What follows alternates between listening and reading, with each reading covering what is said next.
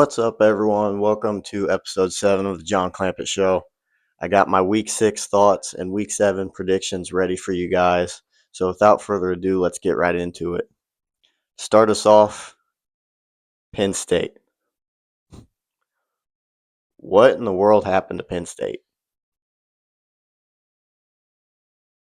Lost to Oregon. That was somewhat expected. Top 10 game. Penn State usually doesn't win those, but they were competitive. In the preseason, they were one of the national championship favorites, consensus top 3 team in the country in most rankings. Some media analysts had them number 1. I didn't, but I still had them in the top 5. And they follow up the double overtime loss to Oregon with an absolute blunder of a game versus UCLA, who going into the game was winless. They were 0-4, and at no point during the season had they even held a lead over a team. And to make matters worse, UCLA had an interim coach who, for the first time in his life, was calling plays, and they put up 42 on Penn State.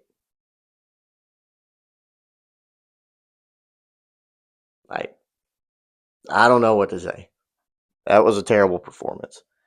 I don't think Penn State's a bad team. I think they had a bad day, but that's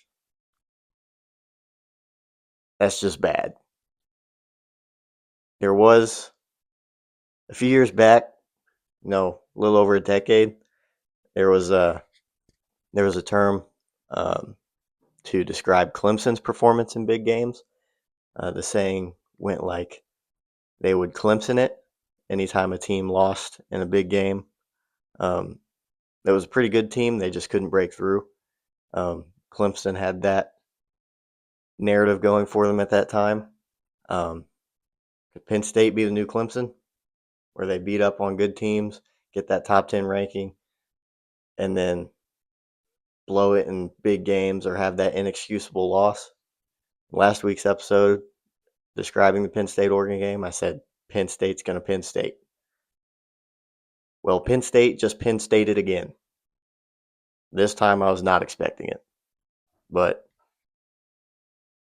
Penn State has a serious problem, and it needs to be fixed very quickly. Next upset, Texas lost at Florida. I did not see this one coming. I thought Texas would perform better in the swamp. I didn't think they'd be looking ahead to Oklahoma.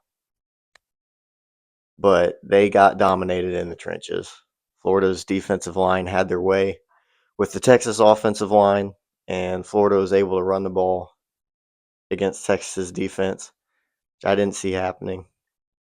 What is funny is Florida fans are kind of in shambles about this because they want Billy Napier gone, the head coach, because he has them stuck in a perennial 5 to 7 win loop. But he always wins the game that's going to save his job. So there's really no threat of him being fired, which is what Florida fans want, and it's just not happening, which is kind of hilarious from a neutral perspective. I think it's funny. Another upset, Cincinnati beat Iowa State at home. Cincinnati's a pretty good football team. I thought Iowa State would win, but Cincinnati, they've got a quarterback, Brendan Sorsby, who's pretty good. Cincinnati was largely underrated coming into this year. They're going to make some noise in the Big 12, and that's a pretty solid win there for Cincinnati, beating Iowa State and handing the Cyclones their first loss. And then last week 6 thought here is Washington had a big fourth quarter comeback versus Maryland. Maryland was up 20-3 going into the fourth quarter. Looked like they were going to win the game. Maryland's a really good football team as well. But Washington was able to make a fourth quarter comeback, scored 21 straight to win the game in Maryland 24-20 after losing a physical game versus the Buckeyes a week before. So that was a pretty good performance, pretty good bounce back by Washington, especially in that fourth quarter. But now we're going to get into my Week 7 picks. Next game I'm picking is number 8 Alabama at number 14 Missouri.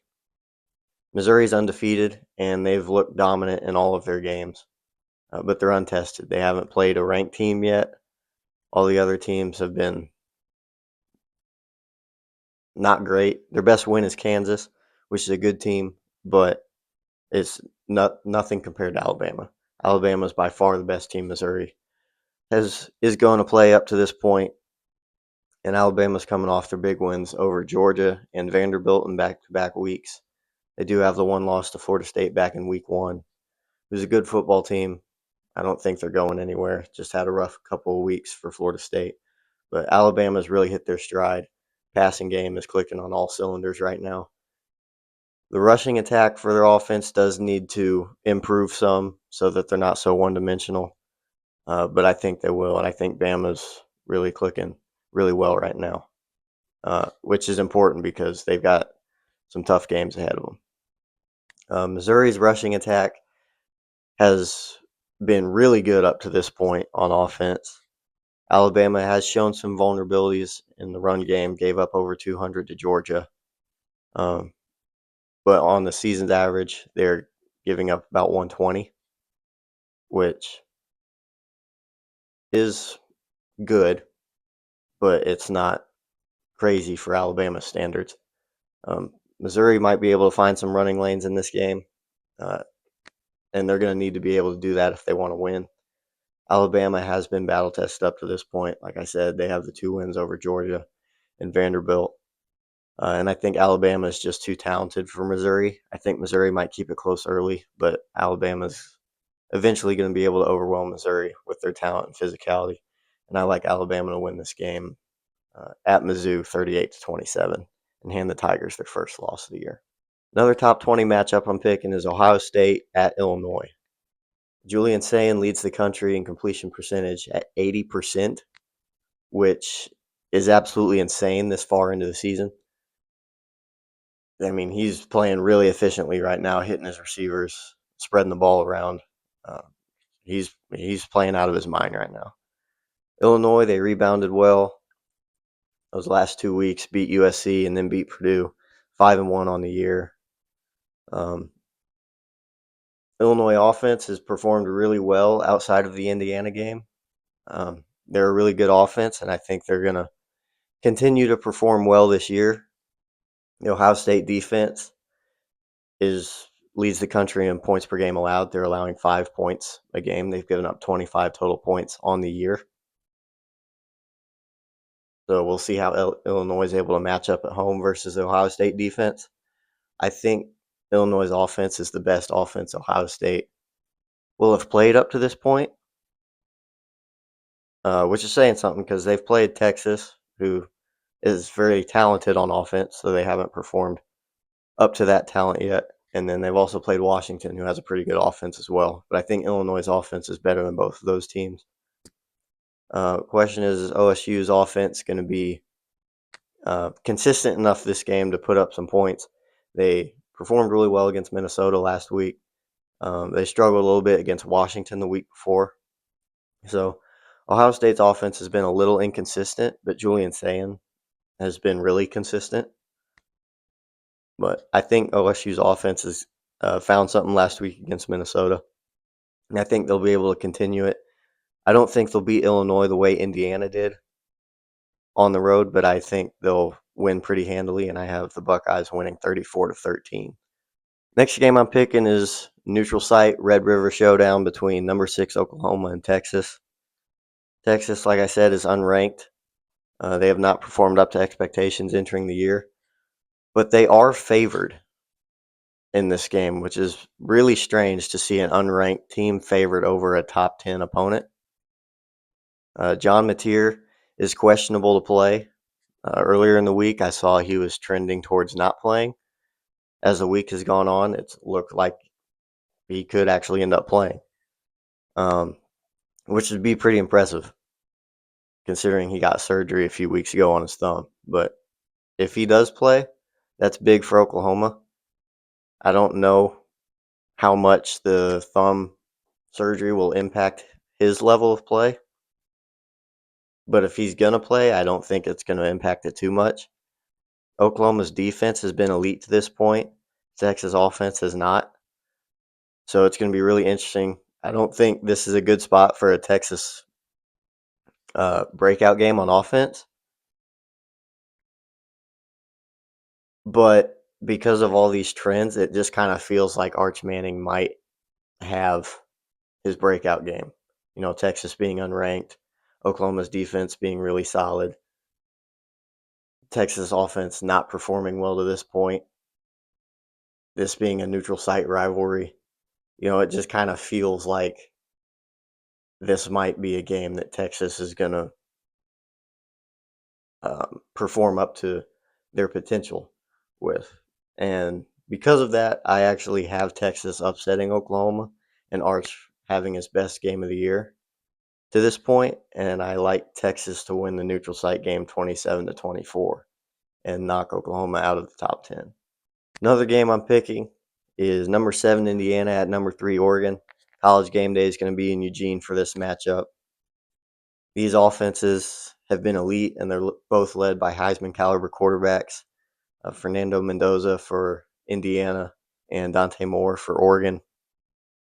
And both defenses have also been elite to this point. Both giving up less than 20 points per game. They're winning in dominant fashion. For the most part, Oregon's last game, they beat Penn State in double overtime in the whiteout and then had a bye week to prepare for this Indiana game. Indiana, last 2 weeks, smoked Illinois 63-10 and then went on the road and dispatched of a feisty Iowa Hawkeyes team 20-15. I think both these programs and both these teams are excited for this matchup. I think it's going to be a pretty good game. I don't think Indiana is going to be outclassed like they were against Ohio State last year. I think Indiana is going to put up a solid fight on the road against Oregon. But ultimately, I do think Oregon just might be too talented for Indiana and might be too physical, just the type of recruits they get. And then playing at home, I think, favors them. I do think the offenses are going to put on a show, and I have Oregon winning a tight shootout 34-31 over the Hoosiers. Next game I'm picking is number 10 Georgia at Auburn, Deep South's oldest rivalry. They match up again. Auburn defense has been really good this year. Definitely the strength of their team. The offense has not been so good. They gave up 10 sacks to Oklahoma. Ended up losing that game.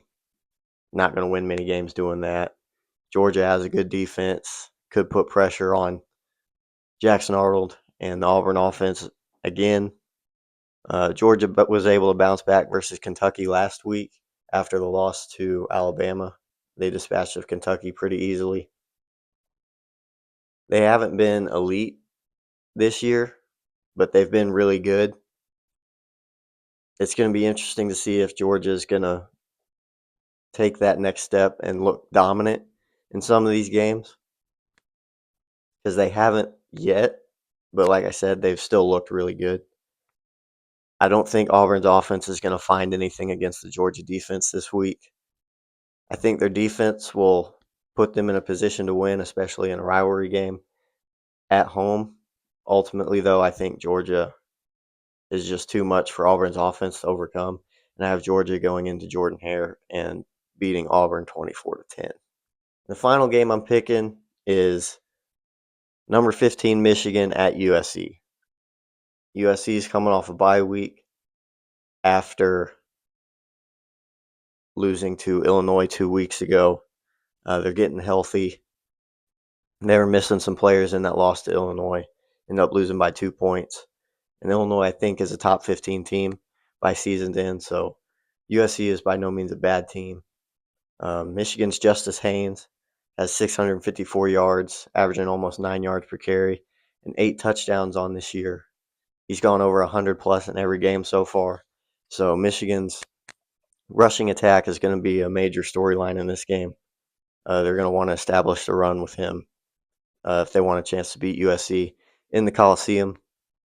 USC's offense is really high-powered, led by Jaden Mayava. He leads the Big Ten in passing this year and passing yards this year. And Mekhi Lemon leads Big Ten in receiving yards this year. So they've got weapons on offense. I think Michigan's defense might have some trouble preventing USC from scoring points. So I think they're going to try to establish a run game and control the clock to help the defense out. But with USC being at home, this being a night game, Michigan traveling all the way across the country after a physical game against Wisconsin last week, I think USC has the edge here, and I like them to win the game 34-27 and upset Michigan at home. All right, and that's going to conclude the Week 7 podcast. Don't forget to like the video, comment your thoughts. Let me know if you agree with my picks, if you disagree. Give your own score predictions in the comments. Subscribe to the channel, turn on notifications so you don't miss an episode. And we'll see you next time on the John Clampett Show.